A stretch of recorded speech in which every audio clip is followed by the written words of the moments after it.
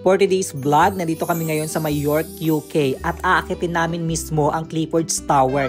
Isa ito sa pinaka-iconic na landmarks dito. Kaya tara at samahan nyo kami sa mini adventure namin. Medyo matarik yung hagdan so good luck sa legs namin. Pero worth it daw yung view, kaya laban lang. And then, bago kami pumasok sa loob, syempre, bibili muna kami ng ticket. So, ayan, si Darren, bumili ng ticket para sa amin dalawa. Na para may kapangyarihan siya, umusok ang kanyang bunganga. Sobrang lamig ba? Medyo simple yung loob, pero ang bigat ng history. Before, ginamit tong tower as a lookout point, prison, at minsan fortress. Kaya kung bakit ganyan yung design, pang defense talaga. Meron dito mga infoboards na nagkukwento tungkol sa past ng tower. Kung mahilig kayo sa history, ang dami nyo matutunan dito, promise, hindi siya boring. Kita nyo yung stone walls? Original yan. Imagine lahat ng battles at events na nangyari dito noon.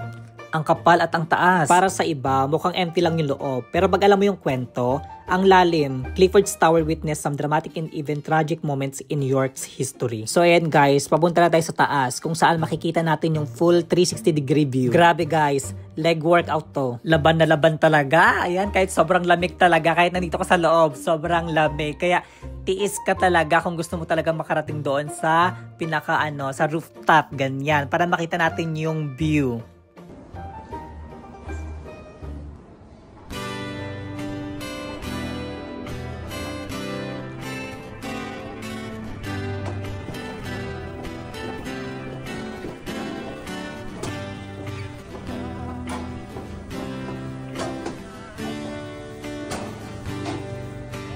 And ayun na nga, nandito na kami sa rooftop ng Clifford's Tower. Yes! Grabe, worth it lahat ng hagdan.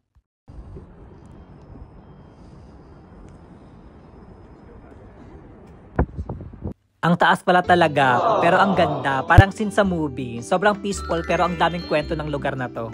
So ayan, iikot-ikot muna kami dito and enjoy the view. Pero sa totoo lang guys, kung pupunta kayo ng York, dapat kasama to sa list nyo. Sobrang solid. Grabe lang isipin na hundreds of years na itong structure. Tapos nandito tayo, chill lang sa ibabaw. Imagine, dati itong military fortress, lookout point, tapos naging symbol ng power ng mga hari. Ang daming nangyari dito, sunog, battles, ganyan. Tapos ngayon, tourist spot na lang. Wild, diba? Alam mo minsan, ang saya mag-visit ng ganitong lugar. Naalala mo na ang liit lang pala ng problema mo. Ang tagal ng mundo, ang daming nangyari, pero ikaw nandito ka pa rin lumalaban. Charot! Pero totoo. At ito guys, yung chapel, sa loob din to ng Clifford's Tower. So hindi na rin kami tumagal dito guys at kami ay bababa na.